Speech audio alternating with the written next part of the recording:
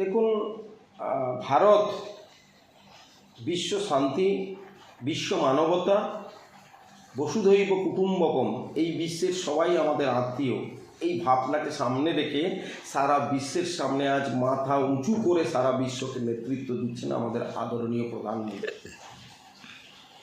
পাকিস্তানে এর আগে শান্তির বার্তা নিয়ে লাহোরে বাস নিয়ে গেছিলেন আমাদের অটল বিহারী বাজপেয়ী, পূর্ব প্রধানমন্ত্রী অটল বিহারী বাজপেয়ী। পাকিস্তানের প্রধানমন্ত্রীর জন্মদিনে শুভেচ্ছা জানাতে আমাদের আদরণীয় প্রধানমন্ত্রী নরেন্দ্র মোদীজি গেছিলেন। তার বিনিময়ে পাকিস্তান শুধু হিংসা, পাকিস্তান শুধু সন্ত্রাস, পাকিস্তান শুধু ভারতবর্ষের উপরে হামলা করার দুঃসাহস দেখিয়েছিল। বিভিন্ন জায়গায় ঘুরপথে সন্ত্রাসবাদীকে দিয়ে শেষ পেহেলগাঁও আক্রমণ। এর আগে কার্গিল সন্ত্রাসের সময়, কার্গিলের যুদ্ধের সময় ভারত দেখিয়ে দিয়েছে যে পাকিস্তানকে কিভাবে টাইট দেওয়া যায়, পাকিস্তানকে কোন জায়গায় নিয়ে যাওয়া যায়, ভারতের কি শক্তি। একটা বাচ্চা ছেলে তার বাবার সঙ্গে যুদ্ধ করতে এসছে।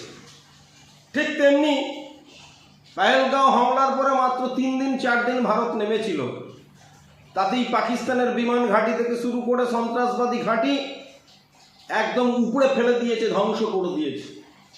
ভারতও চায় একটা শান্তির বাতাবরণ তৈরি হোক, একটা সুন্দরতার বাতাবরণ তৈরি হোক। খেলার মাধ্যমে এশিয়া কাপ খেলা হচ্ছে। ভারত দীর্ঘদিন পাকিস্তানের সঙ্গে কোনো ম্যাচ খেলেনি। খেলার মাধ্যমে সেই বন্ধুত্বের বার্তা, সেই ভাবনা ফিরে আসুক, বিশ্ব শান্তির বার্তা ফিরে আসুক। খেলার মাধ্যমে যে ভারতের বসুধৈব কুটুম্বকমের বার্তা ফিরে আসুক, সেই ভাবনাকে সামনে রেখে ভারত পাকিস্তানের ম্যাচ হচ্ছে। দুই দলের জন্য আমার শুভেচ্ছা, শুভকামনা, ভারতের শুভেচ্ছা শুভকামনা রইল। এবং সেই সঙ্গে ভারত তার যে আদর্শ, তার যে বাণী, সেটাকেই সামনে রেখে এগিয়ে চলুক।